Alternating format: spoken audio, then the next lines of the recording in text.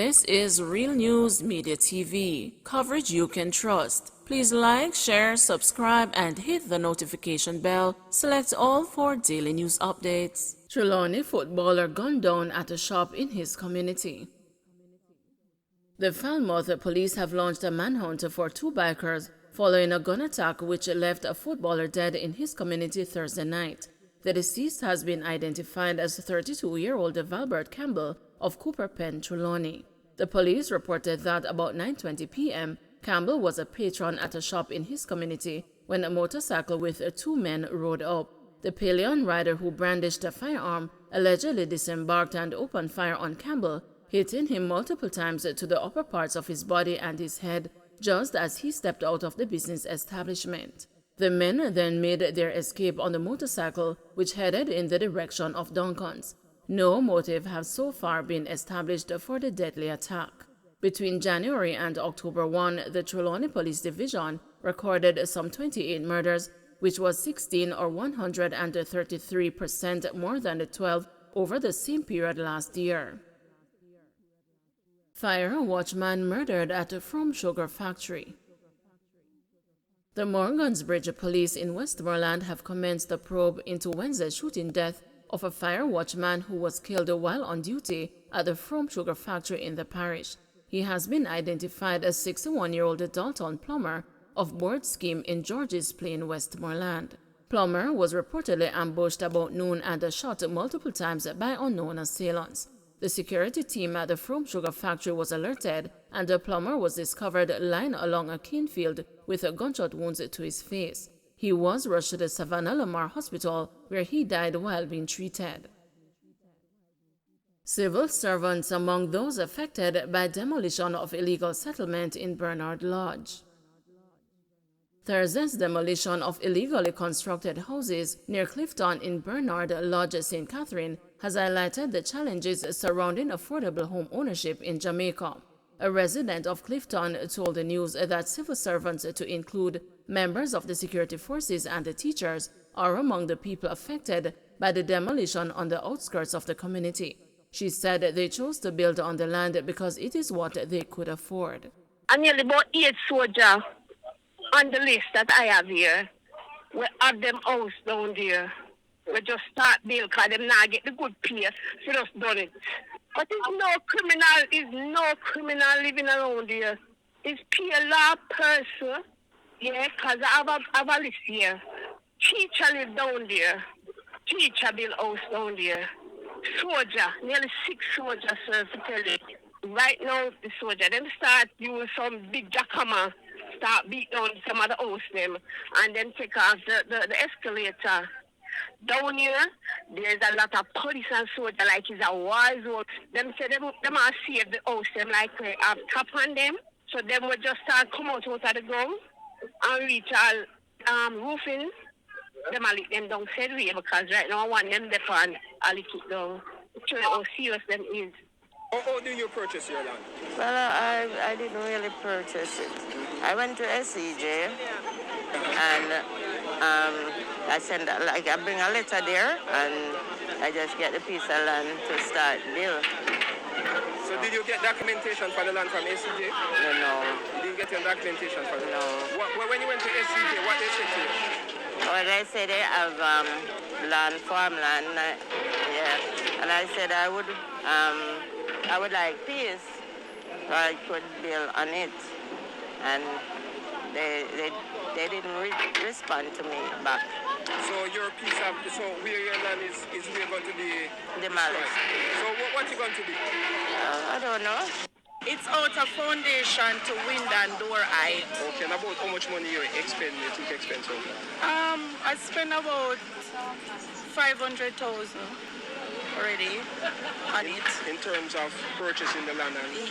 No, I didn't purchase the land. Okay, you get the land from SCJ, relocate. Based on what you see going on, are you still going to do construction or you think you're going to cease for the time? I'm going to cease because I don't know what's next. I think it's important for us to be very unequivocal about when we say we are breaking the back of gangs, when we are dismantling gangs, the modern criminal organization has managed to acquire funds in various ways, and persons sometimes wittingly or unwittingly are supporting criminal organizations and their acquisition of ill-gotten gain. We cannot allow it to set root and take effect, and then in retrospect we would at some time in the future say, if we had only. Trough expected to generate unstable weather conditions this weekend. A trough is projected to produce unstable weather conditions across Jamaica this weekend and early next week. According to the Meteorological Service, the trough is associated with an area of low pressure across the southeastern Caribbean Sea. In its 3-day forecast, the Met Office said Friday's forecast is cloudy, with scattered afternoon showers and thunderstorms across most parishes, while Saturday and Sunday are expected to be cloudy with periods of showers and thunderstorms, especially across southern parishes. Jamaica was late last month pelted by flood rains associated with Tropical Storm Ian, costing the country an estimated $360 million to clear roads that were flooded and blocked by trees and other debris. Father searches for answers after son's death in suspected suicide. The father of a 12-year-old boy who is suspected to have committed suicide at his Broughton District, Little London, Westmoreland residence is searching for answers. Young Laron Jurick Jr. was found hanging from an apple tree behind his house on Tuesday morning. Reports from the police are that at 6 a.m. Tuesday, residents stumbled upon Jurick's body and summoned the police. On their arrival, lawmen saw the boy's body with a piece of cloth tied around the neck. The body was removed to the morgue after the scene was processed. Investigators are now awaiting the outcome of a post-mortem to guide their investigation. In an earlier interview with the news, the boy's mother, Candine Palmer, said her son had suicidal tendencies, noting that he had even slit his wrist on one occasion. However, the deceased boy's father, Laron Jurick, is questioning his son's death.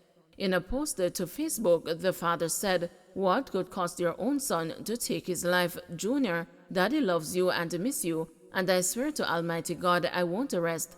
Till I know why you died, I miss you, my son, rest well."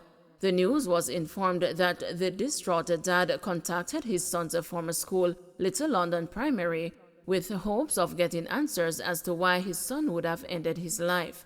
Antoinette MacDonald, the boy's former grade 6 teacher, said the grieving father contacted her via the school's switchboard and asked her why his son took his life. MacDonald said she told the father that she did not have the answer to his question and he might have called the wrong place to find his truth. When the news visited Little London Primary on Thursday, staff members described the now deceased boy as fun and far from suicidal. He was a jovial and upbeat child that wouldn't internalize things, MacDonald explained as she looked on in despair. She said he would often give jokes in the class and participate in class discussions. MacDonald stressed that the 12-year-old boy was a normal child who was very polite and quiet. She said she heard the narrative that Jurick Jr. was suicidal, but she finds it shocking. He's not a withdrawn child. When something happened, Laron would talk, MacDonald said. It is very sad that he would have felt the need to take his own life, the teacher added. Meanwhile, the guidance counselor for Little London Primary, Nadine Williams, told the news that the boy was never brought to her for any behavioral issues or for counseling. However, she recalled that the family had some challenges after their home was burnt down in 2019. She noted that the mother had explained that the child did not have the proper uniform.